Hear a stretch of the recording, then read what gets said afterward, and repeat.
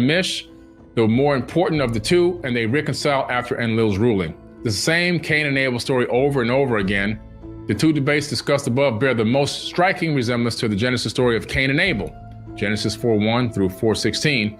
Like the debates, the story of Cain and Abel involves quarreling siblings, but while the debate tablets discuss relatively insignificant events, the story of Cain and Abel is amongst the most tragic tales in the Bible, one of the very first recorded murders, right? When God appreciates Abel's offerings but not Cain's, Cain becomes jealous and angry. God warns Cain not to give in to his anger, but Cain does not listen and kills his brother Abel in envious rage.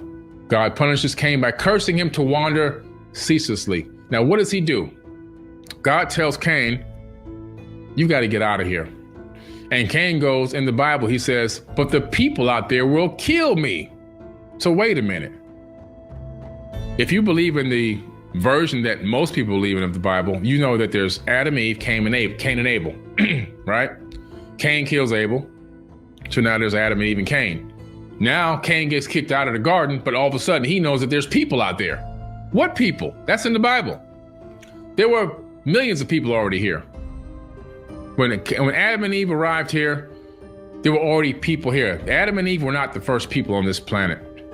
They were the first Homo sapiens sapien version, the first genetically modified by the Anunnaki, to be able to reproduce in a certain type of way. The other people, a lot of them weren't able to reproduce in that way, and the ones who were creating a lot of rarities, giants that didn't have long lifespan. All kind of crazy stuff was going on according to these texts. But when you look at the story of the Adamu, when Isis says, I'm going to take this baby to term and I'm going to bring forth the first one that works the proper way.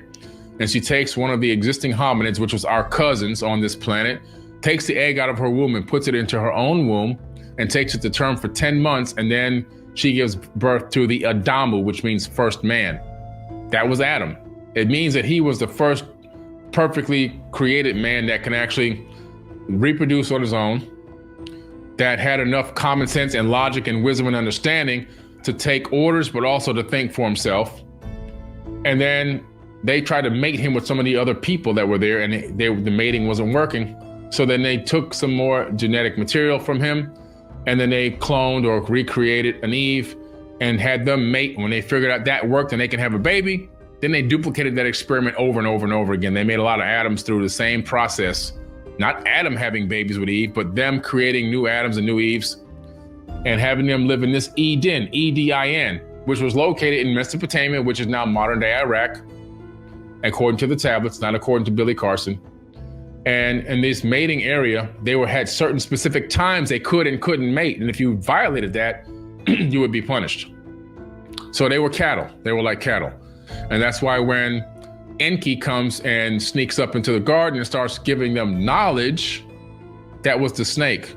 And Lil comes back and discovered that they had gained some knowledge about themselves and realized that they weren't animals, that they were sentient beings. He gets pissed off and calls his brother a snake in the tablets, you see? Unlike the debate between Sumer and Winter, Cain and Abel do not reconcile. It is a story that teaches us about the consequences of our actions, human fallibility, and so forth and so on. So basically, it's a remix of ancient stories. All this is remixed stuff, you see? The Sumerian tablets. The oldest tablet recorded dates back to around 2300 BCE, but the story is likely much, much older. We're talking about tens of thousands of years old, because now we have found tablets that are much older than 2300 BCE, okay? It's polytheistic, multiple gods, has many recorded creation stories that are often incomplete because of broken tablets and such. But ironically, the parts that weren't broken make it into the Bible. Interesting. Then you have the Sumerian tradition, which includes the Great Flood story, Eridu Genesis,